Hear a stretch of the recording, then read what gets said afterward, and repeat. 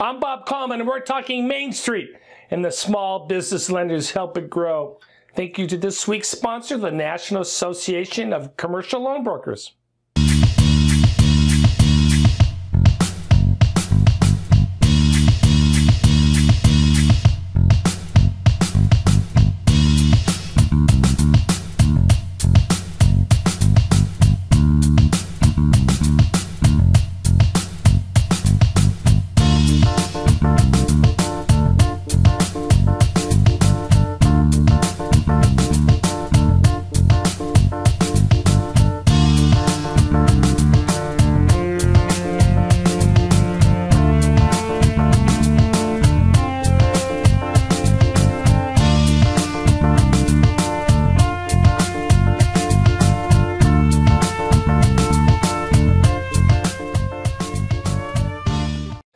Here's today's top story. Lance Sexton is reporting from Austin, Texas about the highlights or the hot topics from the Mid-American Lenders Conference. Okram did share a tidbit, and it was announced first at the Mid-American Lenders Conference, Onsite SBA Reviews. They're going to pilot a on-site review process from Texas West, where SBA staff are actually going to do the on-site reviews. And the objective of this is to not only shorten the review, but to get actual SBA staff, not third-party contractors, involved in the on-site reviews. So your typical small institution who has an on-site review would be looking at a one-week review process with third-party contractors coming in and being on site for that entire week.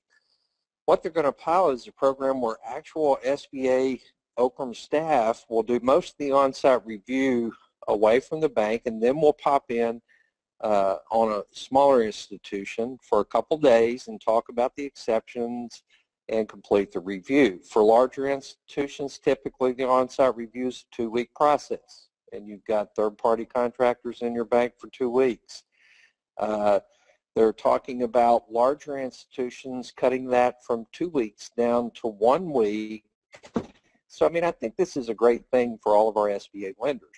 Now, the first such review, the chief of Okram indicated that that would take place in the next couple weeks. So this process is getting ready to start, and right now your on-site reviews are divided up.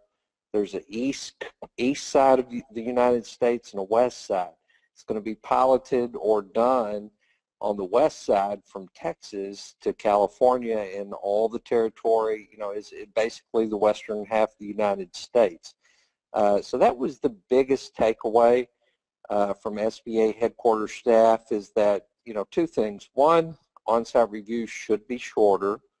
2, they're going to be completed by actual SBA staff and not third-party contractors. Now, this is not going to be true throughout the country. They're going to start it in the western part of the United States, again, Texas West, and once they get the results of that, if they determine it works well, she indicated they would roll it out nationwide. So that's the biggest takeaway from the discussion today, and just wanted to share it with you. Hey, it's Lance Sexton at Mid-American Lending Conference 2018. Every quarter, SBA hosts a call on 7A topics. This quarter, last week's call, had 5 hot topics that Bill Manger, the Associate Administrator at SBA, wanted you to know about, and we highlighted them. SBA does a quarterly call on the 7A and 504 loan programs. If you should take advantage of that. There's a lot of interesting things. You also have the ability to ask questions directly from SBA management. But these are the 5 points that Bill Manger kicked off the conversation with. And obviously, we have the new logo. You can get new decals to put them on your door or your storefront, as SBA calls it. Those will be available during SBA week. Contact your local district office to obtain those new logos. This is interesting. They have a goal. They want you to increase your hub zone and your rural lending by 5% by loan units over the next 2 years. The impression I got is that goal is going to be put on the lenders. I don't know if it's going to be in your parish review or how they're going to enforce that, but they're going to strongly encourage that. Lance, do you have any insight on what that's their goal and how they're going to make the lenders meet that goal? You know, it's a tough one if you're a lender that's, I mean, the hub zone potentially is a possibility for both rural and metropolitan area lenders, but you know, how are you going to lend in rural areas if all your banks are located in metro areas? That's a tough one. Although most SBA lenders can extend out geographically, I think part of the deal is hub zone and rural loans have been underutilized, and they're trying to find a way to ramp up SBA participant lenders' activity in this. I don't think it's going to become absolute requirement, Bob, nor do I think it would be appropriate. I don't think it would be appropriate for that to be part of the PARIS score. The takeaway on this is there are resources, and we'll be writing about those in the next couple of weeks, websites that you can go and find out by zip code if it's a rural county, if it's in a hub zone, and you should start tracking your portfolio or tracking new loans, or basically be aware of this guidance, this, I don't even want to say pressure, but this prodding is probably the best term by SBA. We talked about lender match. Bill encourages the lenders to do that. And in June, SBA will be bringing all of their people into Washington, all their lender relations specialists, to train them on E-Tran and SBA. They'll go back to the districts, and you will have access to that training. So again, Lance and I, yes, we do training, but we strongly encourage you to reach out to your district office and take advantage of all of their training opportunities. It's important to, first of all, form those personal relationships and to be trained. Guys, read between the lines on number 4. Bob and I have been preaching the message that you need to learn SBA 1, learn how to process loans using SBA 1. You know, the Arkansas district office has done some training on SBA 1, Bob, and guess who they invited to do the training? But we've been telling you SBA 1 at some point will become mandatory. They keep, you know, they talked about 12 months after they released it, making it mandatory for delegated lenders, and then they backed off of it. Yeah. Well, when they start bringing in all their lender relations specialists for training on SBA 1 and rolling out SBA 1 training in the district offices, that tells me that they're moving closer and closer. And Lance and I can say that they can't, but I can say the direct quote was SBA 1 is not mandatory at this time. That's the and the at this time means something too, Bob. And I'm just telling people, if you're not using SBA 1, you should.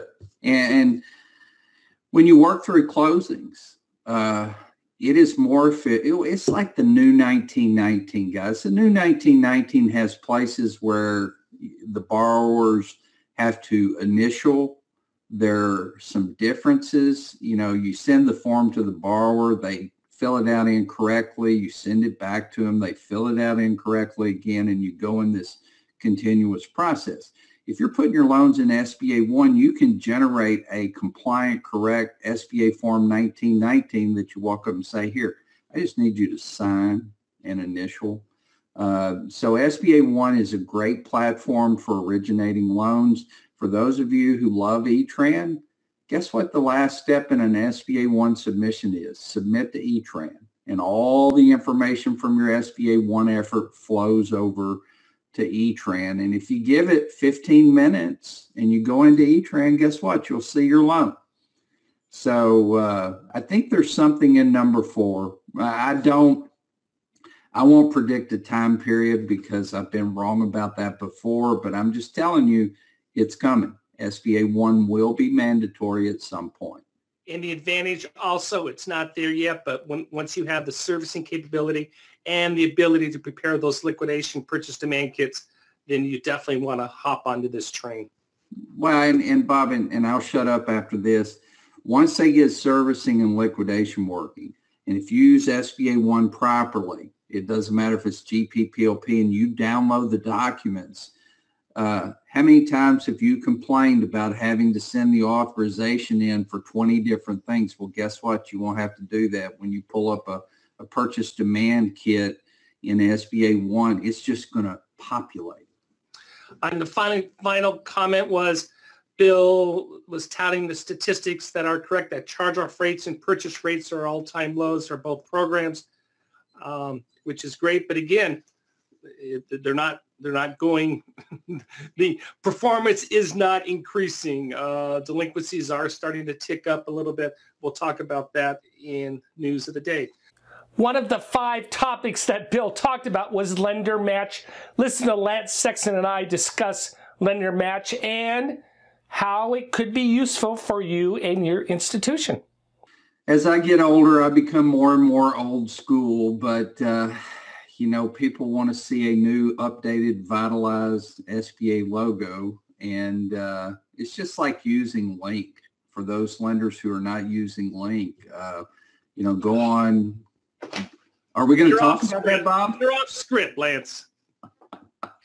Let's go to the next poll question. Actually, it's no longer Link. It is now lender match.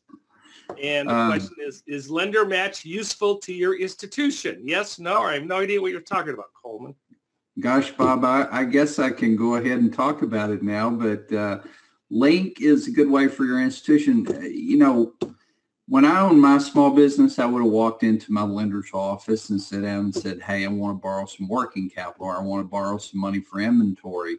Now, millennials, there have been a number of polls that the desire to start a small business in the millennial generation is pretty incredible. And they're used to getting their information in different ways and used to requesting things in different ways. And if you're not signed up for Lender Match, you should. You'll have to dig through several less desirable opportunities to get to a good one, but I think it's a good way to find opportunities.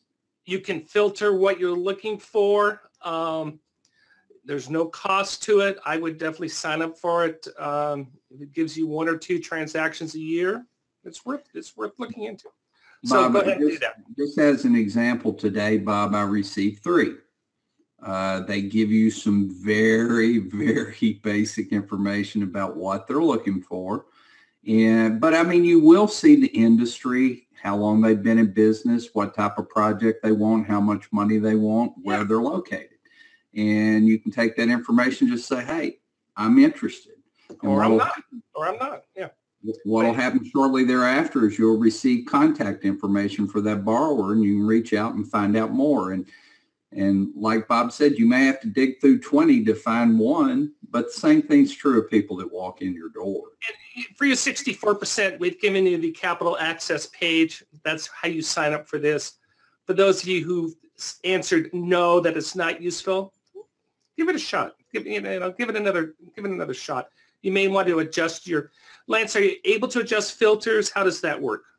When you sign up, you develop a profile, and you can identify the types of loans, the types of industries that you're interested in, and it will filter out. You know, if you have no desire to do restaurant loans, don't click the restaurant box. But I think it's a great way to look for opportunities. And again, I'm old school. Yeah, you know, 10 more years and I'm retired, and you're going to have to deal with this generation that everything that they do happens on this. Well, we're all doing that now anyways. One of the things we're experimenting with in this podcast is access to stuff that you normally wouldn't view. Listen to Stephanie Carter on behalf of the Association of Women's Business Centers on how the WBC helped her grow her business, start her business, and expand her business. Testimony before Congress. I think you'll enjoy this clip. Thank you, Chairman Kelly, Ranking Member Adams, and distinguished members of the subcommittee for the opportunity to share this testimony with you. My name is Stephanie Carter, and I am founder and president of SCB Management Consulting, whose core services are program and project management, risk management, strategic planning, and business process improvement as a subcontractor for the federal government and private sector organizations. I am testifying today on behalf of the Association of Women Business Centers, which supports the national network of 107 WBCs throughout the United States. As you know, the WBC program is a public-private partnership with 30 years of success in providing training, counseling, mentoring, and access to capital to women entrepreneurs across the country, women in businesses like me and SEB. Today's hearing is a needed discussion. Too often, we do not fully recognize the factors at the periphery of traditional business creation, despite their importance. I believe that the community fostered by WBCs is playing a key role in my success, and its replication can only mean good things for women entrepreneurs nationwide. Business success is predicated on a host of factors, ranging from the expertise of the business owner, to wisdom of the business plan, to the ability to access capital, to picking the right location or marketing, to hiring the right staff. What is undeniable, however, is that those businesses that have a network of support behind them fare better than those without. In my view, here are a few reasons why. First, a network allows you to problem solve the early crises of launching and growing a business. Along the way, whether it's incorporation or tax questions to the logistics of office space or your first hire, there are a myriad challenges in every business. When you have a network of fellow entrepreneurs, you can collectively solve and even anticipate many of these issues. Second, a strong community helps identify new opportunities. Every business, whether 5 minutes or 5 generations old, is seeking new opportunities. A community that understands your business and its offerings is incredibly helpful in spotlighting business development. Similarly, it also allows for teaming of entrepreneurs who may collectively offer an innovative solution to the market that individually is not available. Finally, and perhaps the hardest to define, but also the most important, a community and network gives you the confidence to become an entrepreneur and the persistence to thrive after that business is created. All 3 of these were true for my business. I launched SCB after nearly 20 years in corporate consulting and internal leadership roles. While I had the business, finance, and operations foundation of my Duke MBA in corporate roles, there were many aspects of entrepreneurship that I felt I needed, including legal, tax, sales, and marketing. I initially enrolled in entrepreneur and business planning courses with the Women's Business Development Center in Center City, Philadelphia in early 2016. Once I was in the Washington, D.C. area, and with the public sector being one of the greatest opportunities for consulting, I embarked on learning as much as I could. I took my first seminar with the WBC in July 2017. During that session, I learned about other WBC courses, including the procurement series offered by Prince George's County and Montgomery County. I started that 6-part series in August 2017 because it offered a host of information about accessing the public sector market. The series culminated with a matchmaking session with procurement specialists in November. I enrolled in the procurement series for the business development information. However, I gained so many relationships that ultimately formed a community of support for my business. Thank you for joining us today for the Coleman Report Update and for supporting America's Main Street, one entrepreneur at a time.